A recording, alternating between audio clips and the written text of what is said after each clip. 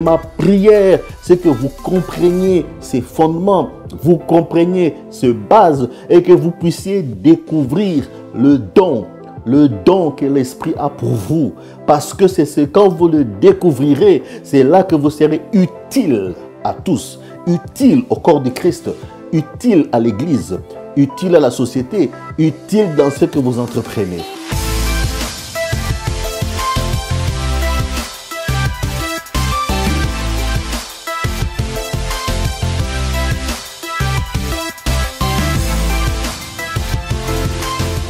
Alléluia! Soyez les bienvenus, très chers auditeurs et auditrices. Tous les amis en Christ qui soutenez Nawezi Podcast, nous vous disons merci parce que vous êtes réellement nombreux à nous suivre. Et nous sommes très heureux de ce que ces messages vous font énormément de bien. Continuez à nous écrire, continuez à nous encourager, afin que nous puissions encore propager davantage par la grâce de Dieu cette bonne nouvelle jusqu'aux extrémités de la terre. Nous vous remercions de ce que vous partagez, alors nous vous encourageons à partager encore davantage, à partager dans vos réseaux, à partager avec vos amis. Ne gardez pas les bonnes choses pour vous-même. Ne gardez pas la bonne nourriture spirituelle pour vous-même. Ne soyons pas des égoïstes. Partageons cette bonne nouvelle. Partageons avec nos parents. Partageons avec nos frères. Partageons avec nos amis. Partageons avec notre entourage. Partageons partout, diffusons dans toute la francophonie afin que ces messages puissent réellement libérer des hommes et des femmes qui sont restés demeurés captifs. Nous devons dépeupler l'enfer afin de peupler le ciel. Telle est notre mission, telle est notre mission, telle est notre mission.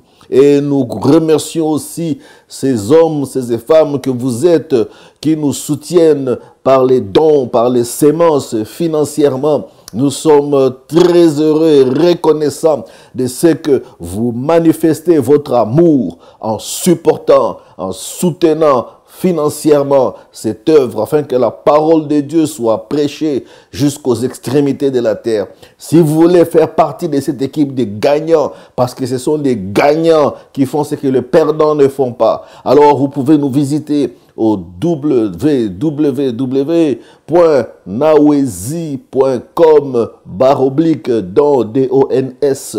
Faites un don, faites votre don afin que la parole de Dieu soit prêchée. Alors nous vous remercions.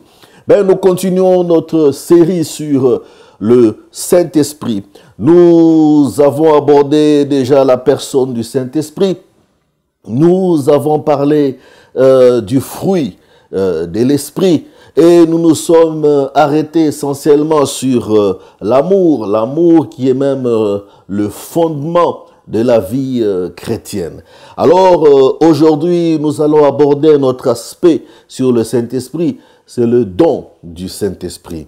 Oui, certainement, nous ne pourrons pas, faute de temps, aller en détail don par don, sinon ça nous prendra des heures et des heures de tournage ou des semaines et des semaines d'enseignement.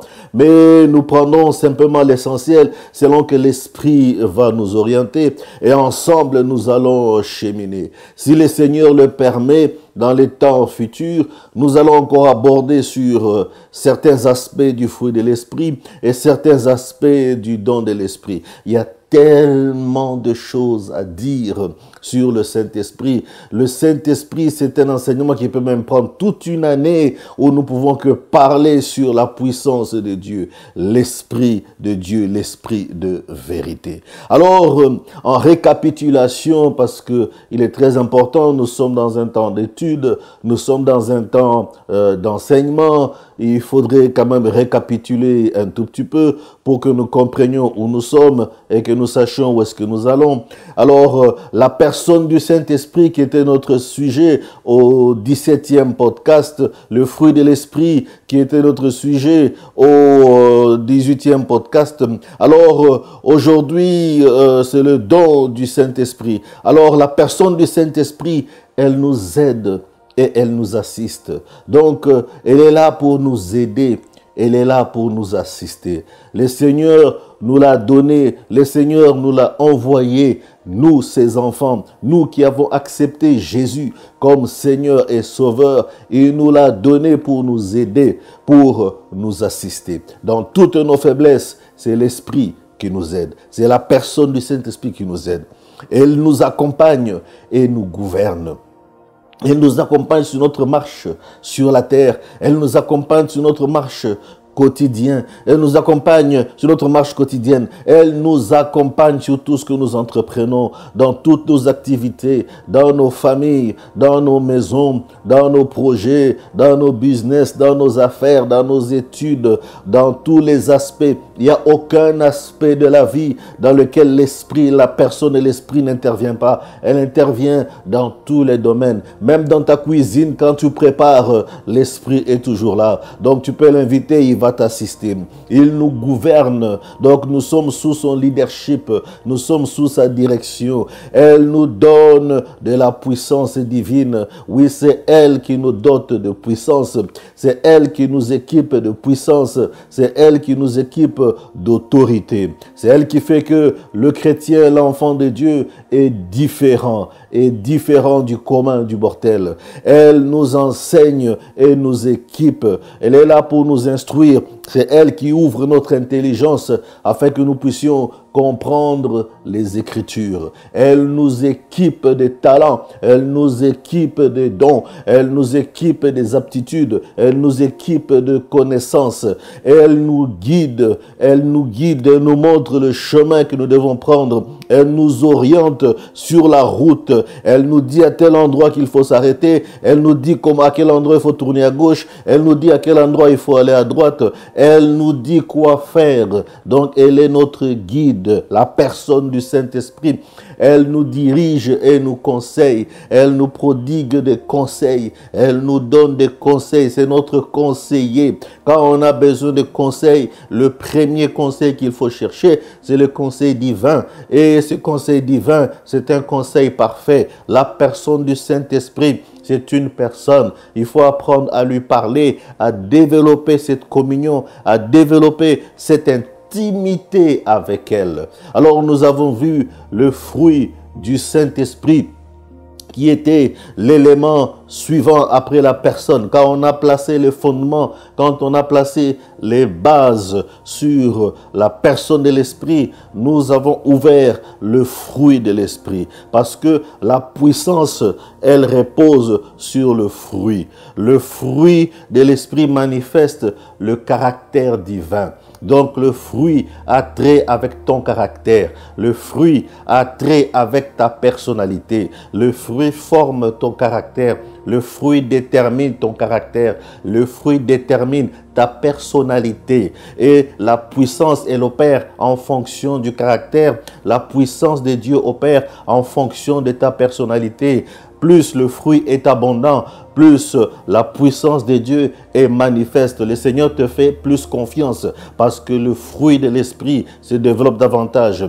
Le fondement de la marche en Christ, c'est le fruit. Et le premier fruit qu'on a mentionné, sur lequel on a développé, c'est l'amour. L'amour est la clé de la vie chrétienne. Le fruit de l'esprit nous différencie du monde. Ce qui fait la différence entre un enfant de Dieu, un chrétien avec le monde, c'est le fruit. C'est le fruit que nous manifestons. À cela, le monde reconnaîtra que nous sommes réellement les disciples. C'est le fruit qui fait la différence. Plus le fruit est abondant, plus le fruit est mûr, plus le fruit est abondant, plus le fruit est grand. En ce moment-là, les gens verront la différence. Le fruit dénote le travail de l'Esprit Saint en nous. C'est au travers du travail que l'Esprit Saint fait en nous. Quand l'Esprit Saint nous défie, quand le Saint-Esprit nous challenge par les événements, par les circonstances, quand il y a friction, quand il y a frottement, quand il y a toutes sortes de choses qui nous arrivent et que le Saint-Esprit nous aide à passer au travers, oui, là ça dénote le travail de l'Esprit. Quand on voit le fruit, on comprend que l'Esprit Saint a travaillé dans la vie de cet homme. L'Esprit Saint a travaillé dans la vie de cette femme. L'Esprit de Dieu a fait un travail formidable. Le fruit attire l'attention. Ce n'est pas mes actions qui attirent l'attention. Ce ne sont pas mes actions. Ce ne sont pas les œuvres que je produis. Non, c'est le fruit qui attire l'attention. Regardez. Quand vous avez besoin de manger un fruit, pour moi qui ai grandi dans un village, qui ai grandi en Afrique, dans la brousse, je comprends cela très bien. Quand nous étions petits, nous regardions les arbres, par exemple un manguier. Lorsqu'on voyait une mangue mûre, alors ça attirait notre attention. Nous prenons des pierres et nous lançons sur la mangue. Et quand la pierre touchait la mangue tombait à terre et nous consommons la mangue. Donc c'est le fruit. Quand le fruit est abondant, quand le fruit est mûr, ça attire l'attention. Voilà pourquoi le Maître lui-même, le Seigneur Jésus-Christ, pendant son séjour terrestre, les foules venaient vers lui. Qu'est-ce qui attirait les gens? C'est le fruit. C'est le fruit qu'il manifestait, le fruit abondant. C'est ça qui attirait les gens, c'est ça qui attirait les foules. C'est le fruit qu'il manifestait. Il a manifesté le fruit mûr. Alors en tant que ses enfants, nous sommes aussi appelés à manifester ce fruit en abondance. Ceci était juste une petite récapitulation de ce que nous avons vu, parce que nous continuons encore à cheminer. Là, nous allons ouvrir aujourd'hui le thème sur le don du Saint-Esprit. Le don nous est donné pour le bien commun, c'est pour le bien de tous. Ce n'est pas quelque chose que nous gardons comme un décor, non. Ce n'est pas nous le gardons pour nous-mêmes, non. Le Seigneur, quand il donne le don, c'est pour les autres. Je vous ai dit, c'est toujours pour les autres. La marche en Christ, c'est pour les autres. Le plus grand dans le royaume de Dieu, c'est celui qui sert les autres. C'est toujours servir les autres. On s'oublie soi-même et on s'occupe des autres. On voit toujours les autres. Lorsque on commence à voir les choses de cette façon, on grandit dans la maturité, dans la connaissance des vérités et des réalités spirituelles. Parce que nous sommes des esprits. Dieu est esprit. Sa parole est esprit. L'Esprit Saint opère en nous. Donc, le don, c'est pour le bien de tous. 1 Corinthiens 12, le verset 1 et le verset 7 nous dit ceci. En ce qui concerne les réalités spirituelles. Dans d'autres versions, il dit en ce qui concerne les vérités spirituelles. Donc, ce sont les dons. En ce qui concerne les dons, je ne veux pas, frères et sœurs, c'est pas seulement pour les hommes, c'est pas seulement pour les femmes, c'est pour les hommes et les femmes, c'est pour tout le monde. Toute personne qui a accepté Jésus-Christ comme Seigneur et Sauveur a le droit de manifester le don. En ce qui concerne les réalités spirituelles, les dons, je ne veux pas, frères et sœurs, que vous soyez dans l'ignorance. Ça veut dire que vous soyez dans les ténèbres. L'apôtre Paul dit, je refuse que vous demeuriez dans les ténèbres. L'ignorance ici, c'est l'aveuglement. L'ignorance ici, c'est le ténèbre. Le ténèbre, c'est le manque de révélation. C'est le manque de connaissances. Je ne veux pas que vous soyez dans un manque de connaissances. Je veux que vous soyez éclairés. Je veux que vous soyez illuminés. Je veux que les yeux de votre esprit s'ouvrent, que vous puissiez comprendre, que votre entendement, que votre intelligence s'ouvre. Le verset 7 dit, or, à chacun, la manifestation de l'esprit. Vous voyez, la manifestation. Donc, l'esprit qui nous est donné doit se manifester. La manifestation de l'esprit est donnée pour le bien de tous. La manifestation, donc les dons sont les manifestations de l'esprit. Lorsque l'esprit se manifeste, ce n'est pas pour moi, ce n'est pas un décor, mais c'est pour le bien de tous. Toute l'assemblée doit en bénéficier, toute ta famille doit en bénéficier, tout ton travail doit en bénéficier, toute la ville doit en bénéficier, toute la société doit en bénéficier, tout le pays doit en bénéficier, toute la nation doit en bénéficier, la terre tout entière doit en bénéficier. Donc, si Dieu t'a fait grâce de te doter d'un don et que ce don, tu le gardes pour toi, le don s'atrophie. le don devient inutile. Le don ne peut pas être utilisé. Donc le don, pour qu'il puisse se développer, le don pour qu'il puisse grandir, il faut l'utiliser. C'est comme un fruit sur un arbre. Lorsqu'il est mûr, il faut absolument le cueillir pour que cet arbre produise encore d'autres fruits. Si on laisse le fruit mûr sur l'arbre, le fruit va pourrir. Alors c'est pareil avec les dons. Donc les dons doivent, c'est la manifestation de l'esprit, mais c'est pour les autres, pour le bien, pour le bien, pour le bien. Donc les dons, c'est pas pour s'enorgueillir. Le don, ce n'est pas pour devenir arrogant. Le don, c'est un don, c'est gratuit, tu ne l'as pas mérité. C'est un don, c'est gratuit, tu ne l'as pas mérité. Ce n'est pas pour devenir arrogant, ce n'est pas pour devenir orgueilleux, parce que ce ne sont pas tes dons. C'est une parenthèse que j'ouvre. Ce sont les dons de l'esprit. Ça appartient à l'esprit. C'est l'esprit qui nous équipe. Donc, ce n'est pas tes dons. Nous entendons souvent des gens qui disent « je pars avec mon don ». Non, ce n'est pas ton don. C'est le don de l'esprit. Si tu pars avec le don que l'esprit t'a donné, comme tu seras seul dans ton égoïsme, le don va s'atrophier. Le don sera inutile. C'est pour cette raison que vous remarquez des personnes qui se comportent de la sorte, lorsqu'ils sortent du milieu où le Seigneur les a placés, automatiquement ils deviennent inutiles. On ne parle plus d'eux. Pourquoi? Parce que l'esprit est attristé. Quand l'esprit est attristé, le don ne se manifeste pas. Le don se manifeste lorsque l'esprit est dans la joie, lorsque l'esprit se trouve dans la communauté, parce que c'est pour le bien, c'est pour l'église, le bien de tous, c'est pour tout le monde. Donc le don de l'esprit se manifeste. Voilà pourquoi dans l'église primitive, quand vous lisez les actes des apôtres, vous allez voir dans l'interaction des apôtres avec la population dans toutes les villes, les gens étaient dans la joie, ils bouleversaient des villes. Donc l'esprit de Dieu était en action, parce que c'était pour les autres qu'il servait, c'était pour les autres qu'il manifestait le don de l'esprit. Donc les dons ont tous une seule source. C'est très important de comprendre que les dons ont une seule source. Les dons ne viennent pas de plusieurs sources. C'est le don de l'esprit. Le don vient d'une seule source. Je le répète, on va lire dans 1 Corinthiens 12, le verset 4 au verset 6, ainsi que le verset 13. Qu'est-ce que la Bible dit? Il y a diversité de dons. Donc, il y a divers types de dons. Il y a diversité de dons.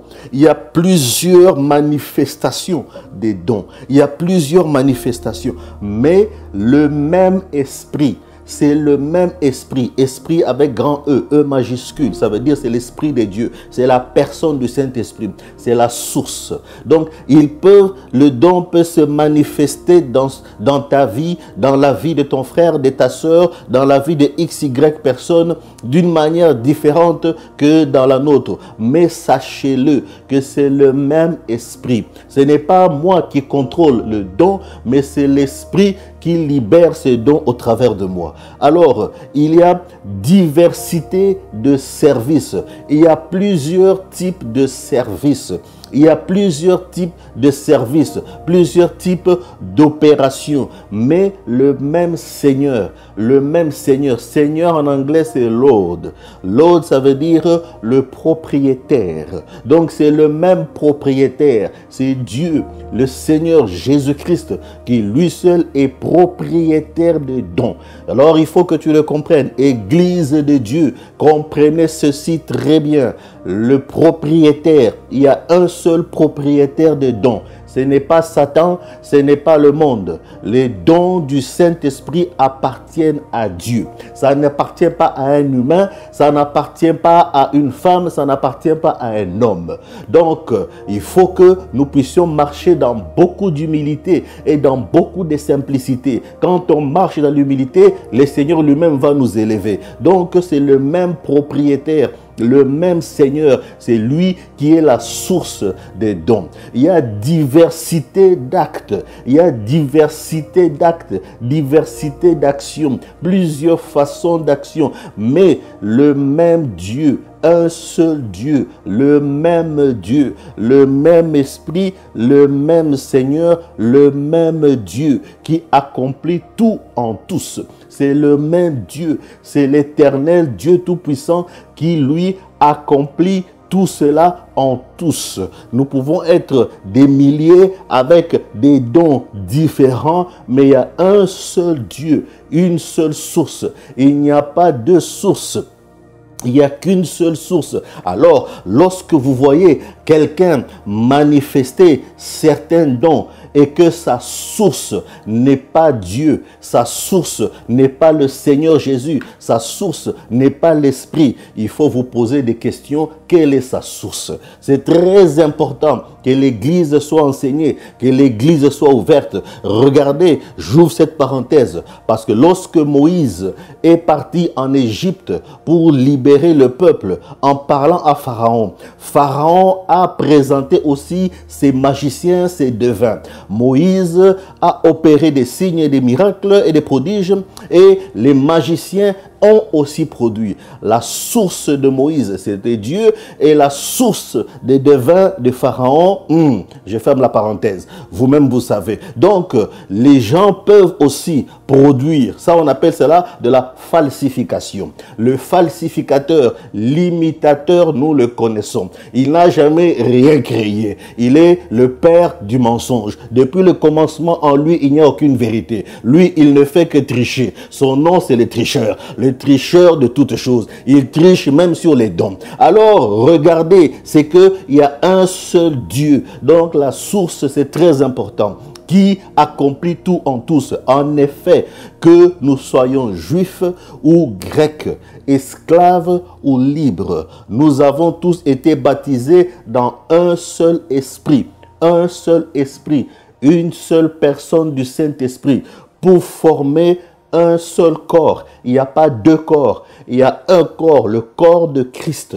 Un seul corps, nous sommes tous ensemble membres du même corps, un seul esprit, un seul Dieu, et nous avons tous bu à un seul esprit. C'est un seul esprit que nous avons bu. Nous n'avons pas bu à des esprits différents. Voilà pourquoi dans le monde, il y a certains adages qui disent, mais quel esprit qui t'anime? C'est quel esprit que tu as bu? Alors si ce n'est pas l'esprit de Dieu, pose-toi la question, quel esprit qui t'anime?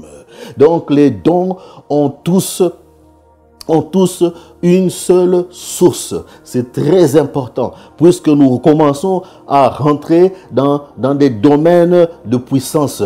Nous commençons à rentrer progressivement dans des domaines de puissance.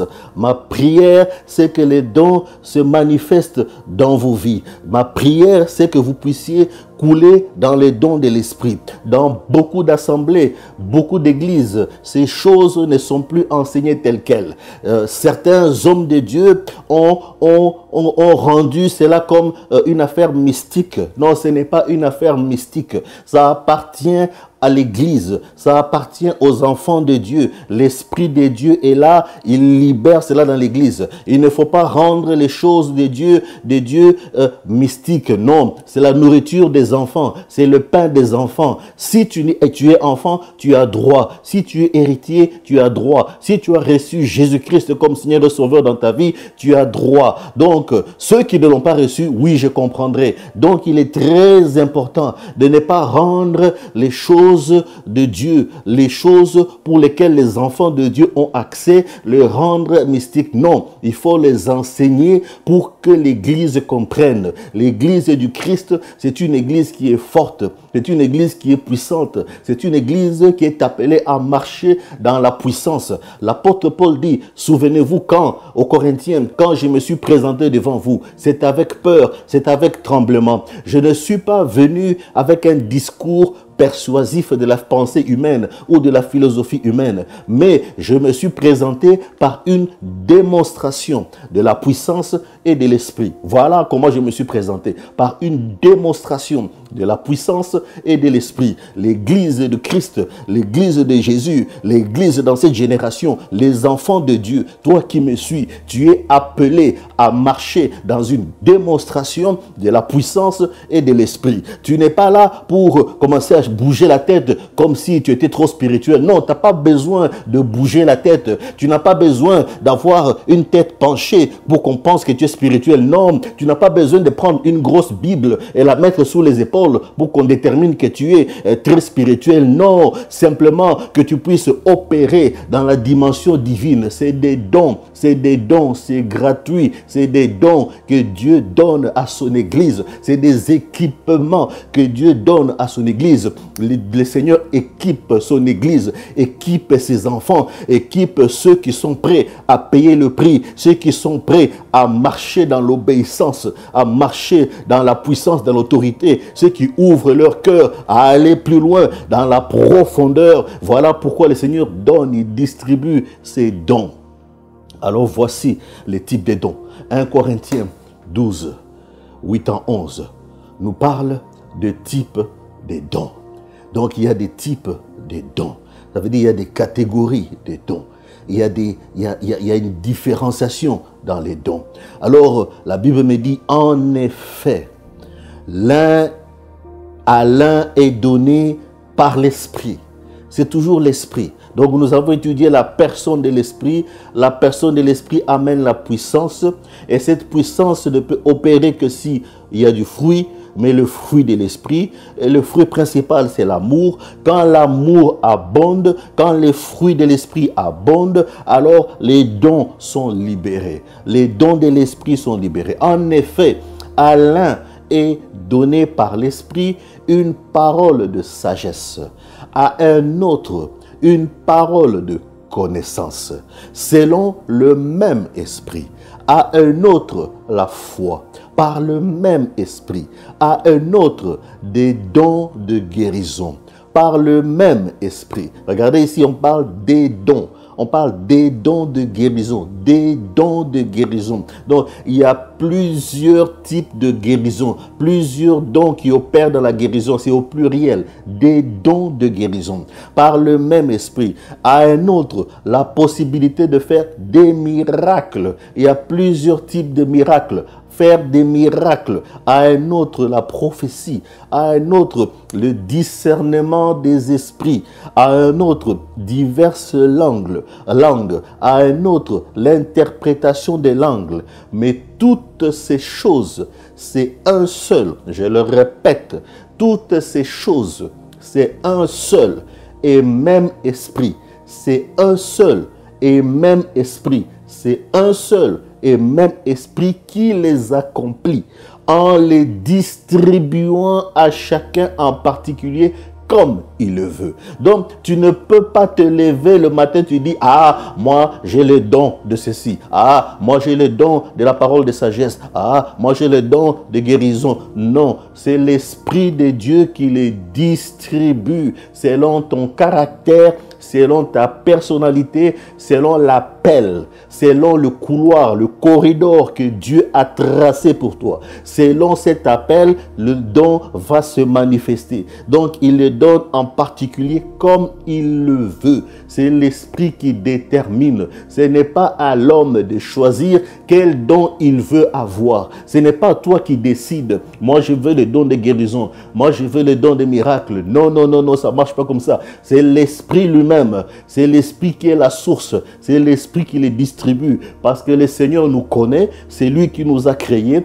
Il connaît tes forces, il connaît tes faiblesses, il connaît tes capacités, il connaît tes aptitudes, il connaît les talents qui sont bons pour toi, il connaît les gens que tu dois rencontrer sur ta vie, il connaît les pays, les endroits, les lieux géographiques où tu dois vivre, il connaît les circonstances que tu vas rencontrer, il connaît tout. Alors il va te donner le don qui correspond à toutes ces choses. Il connaît les événements de ta vie, il est le maître des temps, donc du calendrier. Il est le maître des circonstances, donc des événements. Il connaît tous les événements. Alors, il te donnera le don qui correspond aux événements de ta vie. Il te donnera le don qui correspond aux événements que tu vas rencontrer. C'est pour ça que le Seigneur donne les dons. Il nous connaît. Dieu ne peut pas se tromper dans la distribution des dons. Alors, ne cherche pas à envier le don qui est chez ton frère, le don qui est chez ta soeur, le don qui est chez XY. Chacun a son appel. Contente-toi du don que Dieu te donne. Il n'y a pas de grand don, il n'y a pas de petit don. Tous les dons sont des dons. C'est des dons du Saint-Esprit. C'est l'Esprit qui nous les donne. Un seul et même Esprit qui accomplit et en les distribuant à chacun, en particulier comme il le veut, comme il le veut. Donc vous voyez que dans cette lecture de 1 Corinthiens 12, 8 à 19, 8 à 11, nous avons vu 3 catégories de dons. Alors je vais les catégoriser en 3 sections. 3 sections totalement distinctes. C'est pour cette raison que cet enseignement ne peut pas se limiter simplement dans ce temps imparti. Non, c'est un enseignement qui est tellement profond parce que nous pouvons descendre de profondeur en profondeur. On finira jamais. Alors, 3 catégories de dons.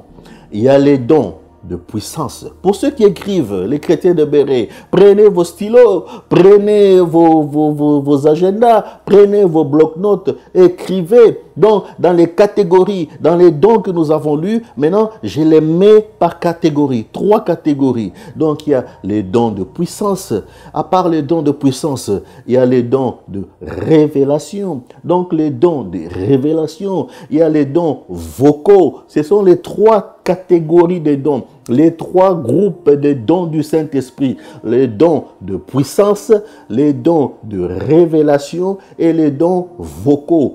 3 catégories, c'est très important parce que beaucoup d'enfants de Dieu parlent du Saint-Esprit, mais ce sont les choses qui gravitent autour de l'Esprit que j'ai constaté, j'ai remarqué par ma marche avec le Seigneur que beaucoup d'entre nous ne connaissons pas ces choses. Pourquoi? Peut-être parce qu'on n'a pas été enseigné. Il faut être enseigné et il faut se laisser enseigner par le Saint-Esprit sur toutes ces choses. Il faut aimer la parole, il faut plonger dans la parole pour que l'Esprit nous ouvre. C'est l'apôtre Paul qui nous a ouvert sur les dons. Quand vous lisez la Bible dans les épîtres, c'est l'apôtre Paul qui a écrit une bonne partie des épîtres. Donc, c'est très important de pouvoir plonger ses regards dans les Écritures pour que l'Esprit de Dieu nous enseigne. Donc, beaucoup de gens parlent du Saint-Esprit. Les gens pensent que le Saint-Esprit s'arrête seulement à dire « Power, recevez ». Non, ce n'est pas ça le Saint-Esprit. C'est pas ça la puissance. La puissance du Saint-Esprit, ce n'est pas ça. La puissance du Saint-Esprit, c'est plus que ça. La puissance du Saint-Esprit, ce n'est pas de crier fire. Ce n'est pas ça la puissance du Saint-Esprit. J'ouvre la parenthèse sur le fire. Fire, c'est l'expression qui dit jugement. Donc le feu, c'est le jugement. Lorsque Élie demandait le feu, Élie demandait un jugement. C'est comme ça qu'on parle du feu. Quand on dit fire, c'est le jugement. Il faut que le jugement de Dieu descende. Ça, c'est une autre prédication que j'enseignerai certainement. Il faut que le jugement, quand tu dis fire, que le jugement divin descende sur la chose. Je ferme la parenthèse rapidement. Donc, 3 catégories de dons. Les dons de puissance, le don de révélation, les dons vocaux. Les dons vocaux, pour ceux qui notent.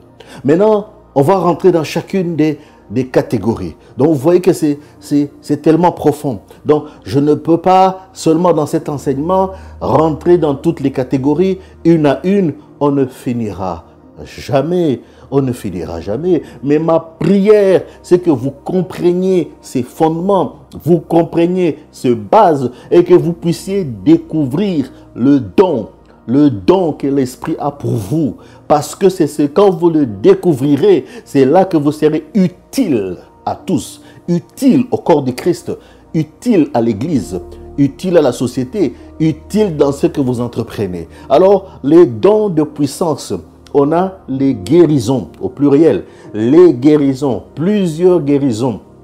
Parce qu'il n'y a pas qu'une seule maladie, il y a beaucoup de maladies. Donc, les dons de puissance et les guérisons, donc il y a plusieurs guérisons. Les dons des guérisons, ce sont les dons de puissance. Les dons des miracles, les miracles, ça fait partie de la catégorie des dons de puissance. Les miracles, opérer des miracles. L'apôtre Paul dit, n'ayez pas en vous-même une trop haute opinion de vous. Ne soyez pas prétentieux, pensant que vous pouvez opérer des miracles pendant que ce don n'est pas opérationnel dans vous. Donc c'est pour cette raison qu'on voit beaucoup de téméraires. Vous faites insulter le Christ pour rien. Ne faisons pas insulter Jésus. Soyons modestes, soyons humbles. Coulons dans le don que l'Esprit nous donne. Et celui qui a ce don qui se manifeste en lui, gloire soit rendue à Dieu. Mais c'est pour le bien de tous. C'est pour le bien de l'Église. Donc, les guérisons, les miracles. Et le troisième, c'est la foi. Donc, la foi. Ici, ce n'est pas la foi comme il est écrit dans Hébreu, une ferme assurance des choses qu'on espère, une démonstration de celles qu'on ne voit pas. Non, on ne parle pas de cette foi-là. Ici, c'est la foi de Dieu. Jésus-Christ dit, ayez la foi de Dieu. La foi de Dieu. C'est que en un moment donné, face à une situation donnée, Dieu te donne, l'Esprit te donne une foi que tu n'avais pas auparavant, de faire certaines choses que tu ne pouvais pas faire auparavant. C'est ça le don de la foi. Ça se manifeste en un temps bien précis, en un moment bien précis, pour une action bien précise. Donc c'est très important. Tu ne peux pas opérer des dents continuellement. Tu ne peux pas opérer des dents au moment où tu le veux. Non, ça ne marche pas comme ça. C'est face à une situation bien précise. Voilà pourquoi il faut comprendre comment les dons fonctionnent. Il faut comprendre comment les guérisons fonctionnent. Il faut comprendre comment les miracles fonctionnent. Il faut comprendre comment la foi fonctionne. Parce que lorsqu'on n'est pas guidé par l'Esprit de Dieu, on pense qu'on peut manipuler le Saint-Esprit. Aucun humain n'est capable de manipuler le Saint-Esprit. Aucun humain n'est capable de manipuler les dons. C'est l'Esprit de Dieu qui nous guide. Ceux qui sont guidés par l'Esprit, ceux qui sont gouvernés, ceux qui sont dirigés. Donc nous sommes dirigés, guidés par c'est l'Esprit qui se sert de nous. C'est pas nous qui se servons de l'Esprit. Donc il est très important d'inverser. Laissons-nous transformer par le renouvellement de notre intelligence. Il faut que cette parole que tu entends puisse te révolutionner, te changer, te transformer. Ce n'est pas toi, comme on dit en bon québécois, ce n'est pas toi qui utilise les dons, mais c'est l'Esprit de Dieu qui manifeste ses dons au travers de toi, dans un temps bien précis, dans un moment bien précis, pour un but bien précis. Les guérisons, les miracles, la foi. Quand on comprend ces choses, on ne peut pas se targuer, se frapper la poitrine, le torse, disant que c'est mon don. Ce n'est pas ton don, c'est les dons de l'Esprit. Donc, le don de puissance. La deuxième catégorie, c'est le don de révélation. Donc, c'est un don qui révèle des choses, qui révèle. Souvenez-vous, Élisée, pendant qu'Israël était en guerre avec la Syrie, le roi assyrien était tellement étonné, il dit, mais ce n'est pas possible, je tiens mon conseil ici, et tous les plans que j'ai faits ici, comment ça se fait que les Israélites sont en train de déjouer tous mes plans? Alors, un conseiller lui dit, non, roi, ce n'est pas nous, mais c'est Élisée, c'est le prophète qui se trouve en Israël. Dieu, donc l'Esprit de Dieu est capable de lui révéler même ce que le roi dit dans sa chambre. Donc, vous voulez connaître les secrets. Il est très important de développer les dons de révélation. Les dons de révélation. Nous venons de voir les dons de puissance. Là, maintenant, c'est la deuxième catégorie. C'est le don de révélation. Les dons de révélation, on parle de la parole de sagesse.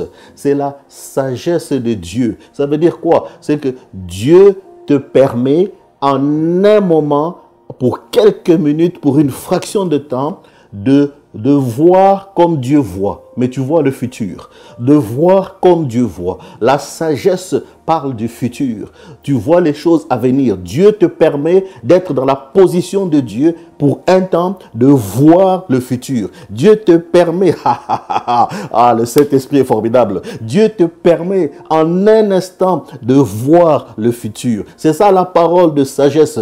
La parole de connaissance parle du présent et parle du passé. La connaissance, c'est que Dieu te permet en un instant d'être dans la position de Dieu et de voir des choses qui se sont passées, des choses qui sont arrivées dans la vie de quelqu'un, dans la vie d'une personne. Donc, capable de dire à quelqu'un ce qui vient d'arriver, ce qui s'est passé. Souvenez-vous que le Seigneur Jésus se retrouve quand il recrutait ses disciples. Alors, il dit à un de ses disciples, mais oui, c'est vrai, souviens-toi que lorsque tu étais en dessous de l'arbre, je t'avais déjà vu. Automatiquement, il dit, je reconnais, maître, que toi, tu es réellement un prophète.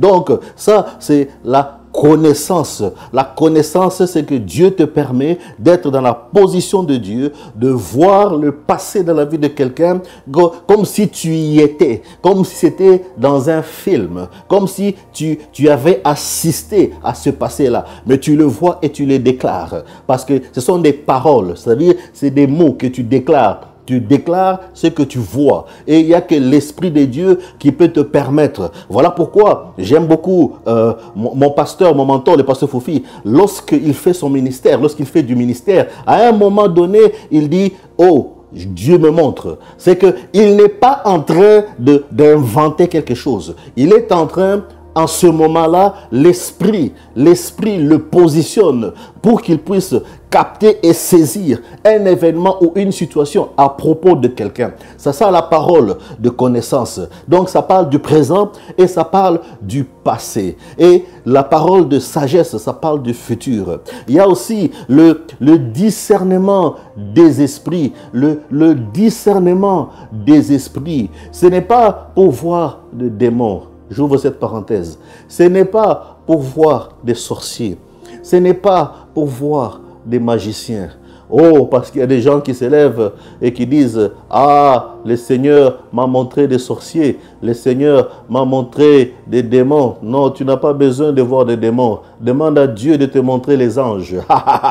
Les anges de Dieu. Tu n'as pas besoin de voir les démons. Le discernement te permet de comprendre l'esprit qui anime celui qui est en face de toi. Voilà pourquoi, lorsque l'apôtre Paul était en train de prêcher dans une certaine ville, une femme pendant 3 jours était en train de crier, voici des hommes de Dieu, suivez-les, écoutez-les. Et ce qu'elle disait était vrai. Mais la Bible dit qu'à un moment donné, Paul était devenu agacé. En fait, ce n'était pas Paul, c'est le Saint-Esprit en Paul qui était devenu agacé. Alors, l'Esprit a ouvert l'intelligence de Paul. Alors, l'Esprit de Paul a ouvert l'Esprit de Dieu a ouvert l'intelligence de Paul et il lui a manifesté ce don qui est le discernement.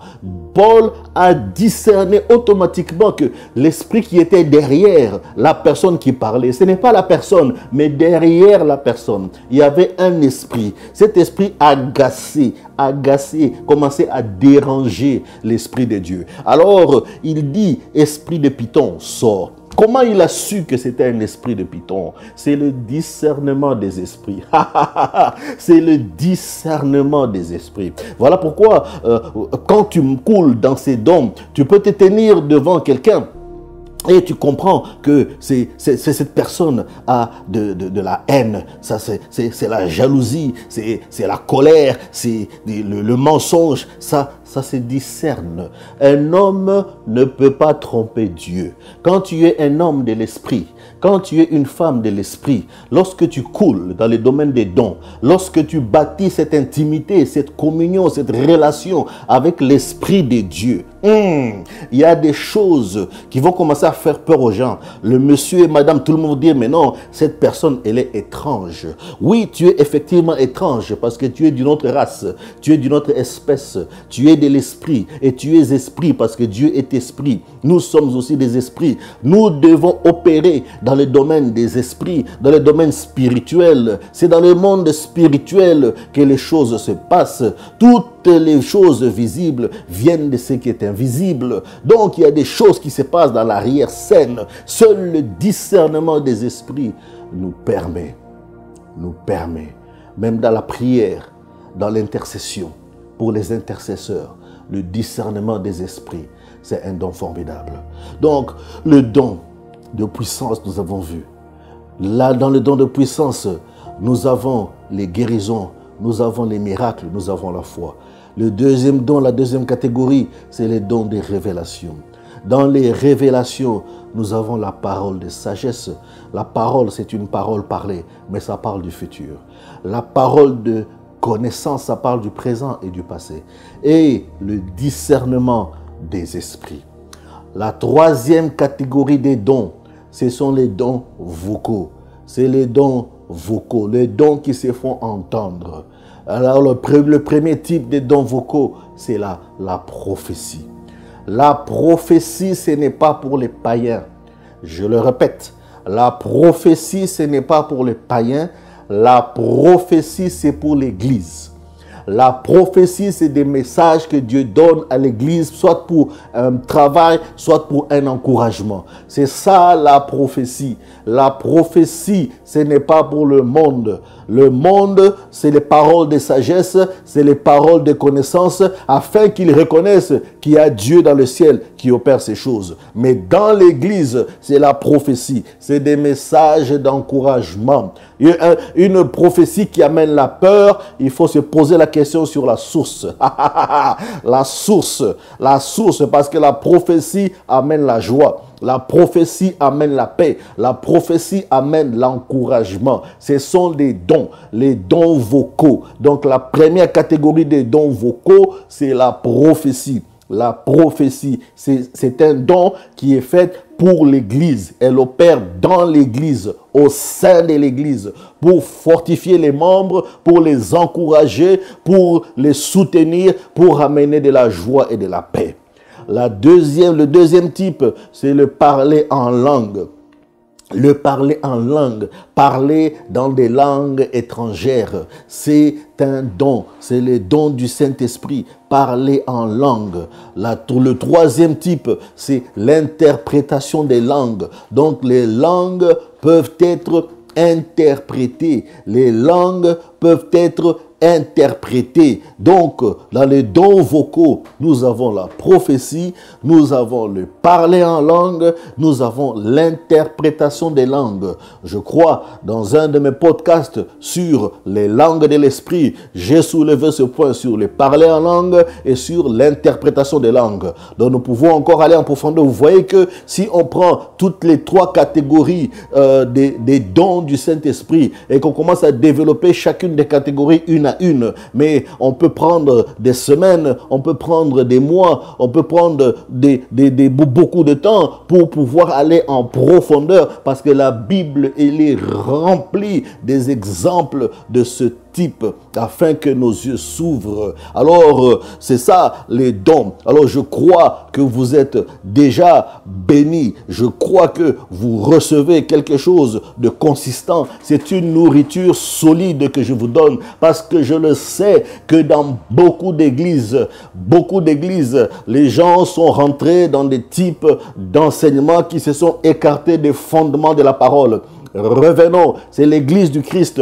Revenons sur les fondements de la vie chrétienne, parce que la Bible dit qu'à ce stade, vous devriez déjà être des maîtres. Nous sommes appelés à être des maîtres de la parole, à être des maîtres des choses de l'esprit. Nous devons comprendre les choses de l'esprit. On ne peut pas seulement rester sur les rudiments de la foi chrétienne, que tu seras béni, que tu seras ceci, que tu auras cela, que tu auras... Mais ça ce sont les bébés spirituels, ce sont les enfants spirituels qui s'arrêtent à ce niveau. Parce que quand tu grandis spirituellement, tu ne t'occupes plus des choses. Pourquoi? Tu t'occupes plus du royaume des cieux. Tu sais que la Bible dit que le reste va te suivre. L'argent va te suivre, la prospérité va te suivre, la bénédiction va te suivre. Elle n'a pas le choix que de te localiser. Mais toi, focalise-toi sur l'essentiel. Focalise-toi sur la parole. Focalise-toi sur l'esprit, sur la communion, sur les dons, la puissance, opérer dans la grandeur, manifester le royaume de Dieu ici sur la terre,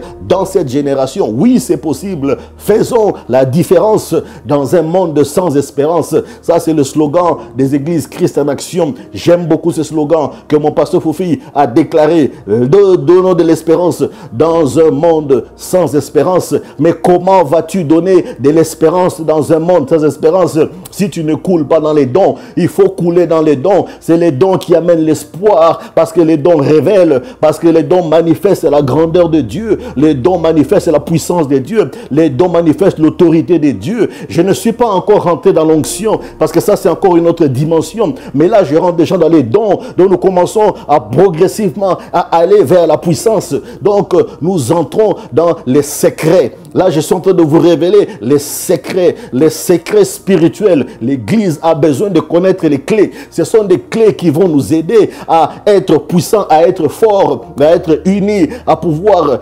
évangéliser, à pouvoir gagner des âmes, à pouvoir dépeupler l'enfer et de peupler les ciels. Nous avons besoin de couler et d'opérer dans les dons, dans la puissance. Alors comme je l'ai dit, on ne peut pas forcément seulement dans ce message aller en profondeur de chaque don en particulier. Alors je prendrai un don dans chaque catégorie et je l'ai vraiment pris fortuitement. Je l'ai pris par hasard, mais je ne crois pas que c'est hasard. L'Esprit Saint connaît les besoins de toi qui m'écoutes. Le Seigneur sait. Le temps viendra que le Seigneur nous permettra de développer les autres dons. Mais vous connaissez déjà le fondement et la base. Alors, nous prendrons dans le don de révélation la parole de sagesse, basée sur les Écritures. La parole de sagesse, ça parle du futur. Ce don en particulier parle du futur. Le Seigneur te révèle des choses à venir. Quand on regarde Matthieu 21, 1 à 2, parce qu'il faut parler du Maître, parce que le Maître a coulé dans tous les dons. Lorsqu'ils approchèrent de Jérusalem et qu'ils furent arrivés à Bethphagée, vers le mont des Oliviers, Jésus, il n'est pas encore rentré à Jérusalem. Il veut rentrer à Jérusalem. Il est prêt à rentrer à Jérusalem. Il arrive vers le mont des Oliviers, vers le village de Bethphagée. Jésus envoie 2 de ses disciples. Il leur dit, voici ce qu'il leur dit. Allez au village qui est devant vous. Mais lui n'est pas encore arrivé au village. Mais il dit, allez au village qui est devant vous. Vous y trouverez tout de suite une ânesse attachée et un ânon. Mais il n'était pas à Jérusalem. Il n'était pas dans ce village. Mais il parle du futur.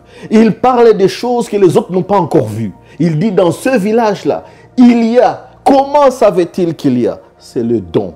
C'est la parole de sagesse. Il parle ce qu'il a vu, ce que l'Esprit lui a révélé, que dans le village, à tel endroit, il y a une ânesse et un ânon attaché avec elle. Détachez-les et amenez-les-moi. Détachez-les. Dans ce village qui est là devant, nous ne sommes pas encore entrés. Je suis certain que les disciples pouvaient dire, mais qui est encore celui-ci? Comment nous venons d'ailleurs? Lui n'est pas encore rentré à Jérusalem, il veut rentrer. Mais comment il sait qu'il y a une ânesse? Comment il sait qu'il y a un ânon qui est attaché quelque part dans le village. Et il envoie 2. Il dit, allez. S'il en avait envoyé un, peut-être qu'il allait revenir et commencer à douter. Mais il en a envoyé 2 pour qu'il n'y ait pas d'équivoque. Que si l'un doute, l'autre dira, non, c'est vrai qu'on a trouvé. Donc, c'est ça, la parole de sagesse.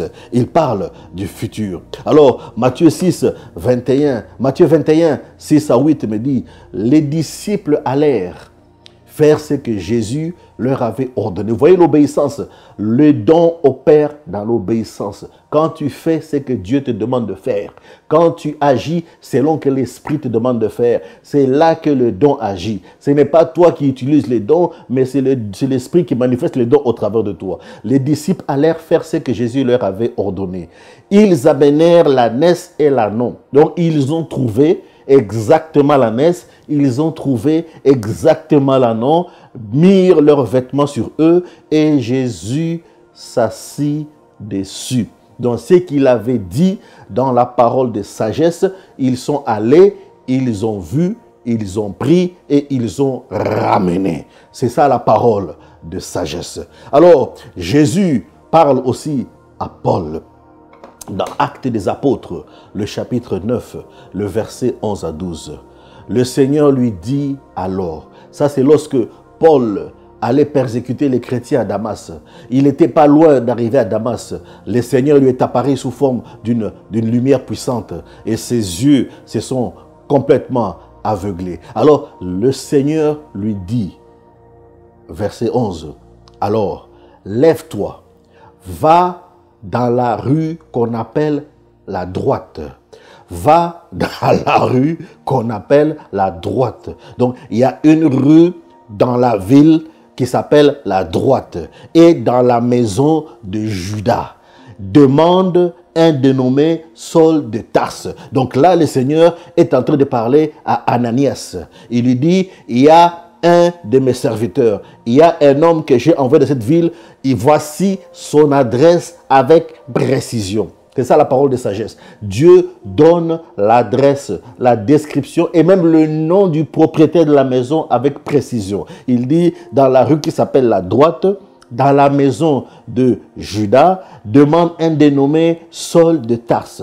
En effet, il prie. Il a vu en vision un homme appelé. Alors Paul aussi, pendant que le Seigneur s'est révélé à Ananias, Paul aussi a vu en vision un homme appelé Ananias entrer et poser les mains sur lui afin qu'il retrouve la vue. La parole de sagesse, ça parle du futur. Ça, c'est des événements qui ne sont pas encore arrivés. Il lui dit, va. Ça veut dire que ça va arriver quand tu seras parti. Ce n'était pas encore arrivé, mais il lui a parlé du futur, comment les choses allaient se passer, comment les événements allaient arriver, comment les choses allaient se produire et qu'est-ce qu'il fallait faire. Voilà les dons. Les dons sont là pour nous guider. Les dons sont là pour nous orienter. Les dons sont là pour nous assister. Donc ces dons, même dans le business, même dans les affaires, les dons opèrent dans le travail, dans le bureau. Les dons opèrent dans tous les domaines, dans nos maisons, dans nos familles, dans nos projets. Les dons opèrent. Les dons de Dieu sont opérationnels. Alors acte 10, le verset 5 à 6, l'apôtre Pierre maintenant envoie des hommes. L'ange de Dieu qui est apparu à un certain Corneille. Il dit maintenant envoie des hommes à Jaffa. Donc il précise où. Tu ne les envoies pas, je ne sais pas, dans une ville X. Non, tu les envoies à Jaffa. C'est à Jaffa que se trouve ta solution. Donc voyez la précision du don. Tu les envoies à Jaffa et fais venir Simon. Quand tu vas aller à Jaffa, ne va pas chercher Roger, André, Marc. Non, non, non, non. Va chercher un certain Simon. Lui, on l'appelle Pierre. Surnommé Pierre. N'allez pas chercher un Simon qui s'appelle je ne sais pas qui. Non, cherche le Simon qui s'appelle Pierre. Il est logé chez un certain Simon. Vous voyez, il y a deux Simons. Mais le Simon que vous cherchez, ce n'est pas le Simon propriétaire, mais c'est le Simon qui s'appelle Pierre. C'est ça la précision des dons. le don est précis. Le don de Dieu, ce n'est pas à peu près. Le Dieu que nous servons, c'est un Dieu de perfection. La perfection est en Christ. Donc le don se manifeste avec perfection dans la maison d'un certain Simon. Un tanneur, ce Simon-là où vous allez partir, son métier, donc il décrit même le métier, qu'est-ce qu'il fait. Peut-être qu'on vous dira, ah mais non, il y a un Simon, il est peut-être menuisier, un Simon, il est peut-être pêcheur. Il dit non, non, ce Simon-là, le propriétaire, lui, il est tanneur. Donc le don est précis. Dont la maison se trouve près de la mer. Aïe, même la description de la maison, il décrit à quel endroit se trouve la maison. Donc quand vous allez partir, il est impossible que vous puissiez vous perdre. Donc, la parole de sagesse te donne exactement ce que tu dois faire, à l'endroit que tu vas le faire, comment tu vas le faire, avec qui tu vas le faire. Ce sont des dons de précision. Oh, Santoka Ibresa, j'ai pris au nom de Jésus-Christ, que la soif des dons se manifeste dans vos vies, que vous puissiez réclamer que le Saint-Esprit distribue les dons à ceux qui prennent le temps d'écouter ces messages,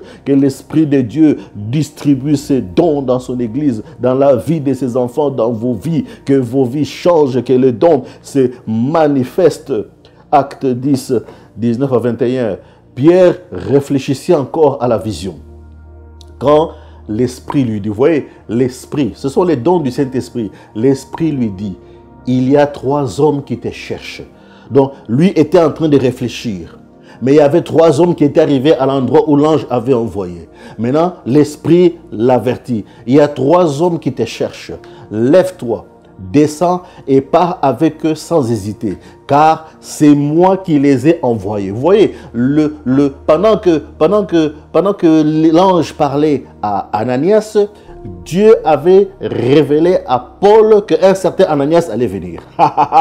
Dieu ne se contredit pas. Maintenant, l'ange parle à Pierre, parle à Corneille, pour envoyer des gens à Jaffa, et l'Esprit vient aussi avertir Pierre qu'il y a des gens qui viendront. Donc le don ne se contredit pas, pour démontrer la véracité, la précision des dons, car c'est moi qui les ai envoyés. Pierre descendit et dit à ses hommes, me voici, je suis celui que vous cherchez. Quelle est la raison qui vous amène ici? Les hommes faisaient dire, ouh, comment ça se fait qu'ils descendent comme ça? Et automatiquement, il dit, me voici, c'est moi qui vous cherchez. Mais il était averti. Voilà comment le don de la parole de sagesse opère. Alors, je pouvais rentrer dans le don de parole de connaissance. Je pouvais rentrer dans le don du discernement des esprits. Mais on finira jamais. Certainement que le Seigneur nous permettra que nous puissions développer ces dons. Parce que ces dons, ce sont des dons dans lesquels l'Église de Christ doit couler. Alors si on va dans la catégorie de la puissance, je prendrai simplement le don de la foi. Il y a les dons de guérison, il y a les dons des miracles, beaucoup de choses que je peux dire là-dessus, mais laissez l'Esprit de Dieu nous donnera le moment. Mais le don de la foi. Matthieu 14, versets 28 à 31. Pierre lui dit, encore Pierre lui dit, Seigneur, c'est toi. Si c'est toi, là ils ont vu Jésus marcher sur les eaux et ils étaient dans la barque. Il dit, Seigneur, si c'est toi, ordonne-moi d'aller vers toi sur l'eau. Vous voyez ce que Pierre dit? Pierre dit, si c'est réellement toi, le Seigneur, le propriétaire de l'eau, le propriétaire du ciel et de la terre, si c'est vraiment toi le maître, parce qu'il y a un seul maître dans l'univers, il n'y en a pas deux. Si c'est vraiment toi, ordonne. Donc dis simplement la parole. Ordonne pour que je vienne vers toi sur l'eau. Jésus lui dit, viens. Jésus lui dit, viens. Alors Pierre sortit de la barque et marcha sur l'eau pour aller vers Jésus. Pierre sortit de la barque. Donc, il y a une foi surnaturelle qui a saisi Pierre. C'est pour un temps. Je vous ai dit que les dons opèrent pour un temps pour une circonstance bien précise. Alors, c'est un don qui se manifeste juste pour une action. Alors, en ce moment-là, Pierre a eu en lui une foi surnaturelle. C'est la foi de Dieu.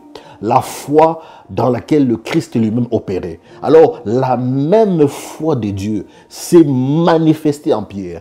Pierre s'est levé et il a mis son pied sur l'eau et il a commencé à marcher en allant vers Jésus. Mais en voyant que le vent était fort, il eut peur. Je vous ai dit, c'était pour un temps. Il ne pouvait pas rester là-dessus de façon indéterminée. Donc, il eut peur. Et comme il commençait à s'enfoncer, il s'écria, « Seigneur, Maître, sauve-moi !» Aussitôt, Jésus tendit la main, l'empoigna et lui dit, « Homme de peu de foi. » Vous voyez, la foi, le don de la foi. Pourquoi as-tu douté? Le don de la foi n'opère pas dans les doutes. C'est une force, c'est une aptitude, c'est une capacité que Dieu te dote. Tu as la foi de Dieu pour faire quelque chose en un instant. Si on te demande de refaire la même chose après, tu ne pourras pas. C'est ça le don de la foi. Si on te demande de refaire la même chose après, tu ne pourras pas. Parce que c'est un don qui se manifeste de façon spontanée, juste pour une action bien précise. À un moment donné, quelque chose, un acte de bravoure, un acte d'autorité, un acte de puissance. Quand tu poses l'acte, automatiquement, le don se manifeste et on passe. C'est ça le don de la foi. Donc tu as la foi de Dieu. Dieu te permet d'avoir la foi. En un moment. Regardez, Élisée, dans 2 Rois 2, 13 à 14, il ramassa aussi le manteau. Élie venait d'être enlevé. La double portion, le manteau d'Élie est tombé. Alors Élisée ramassa aussi le manteau qu'Élie avait laissé tomber et repartit.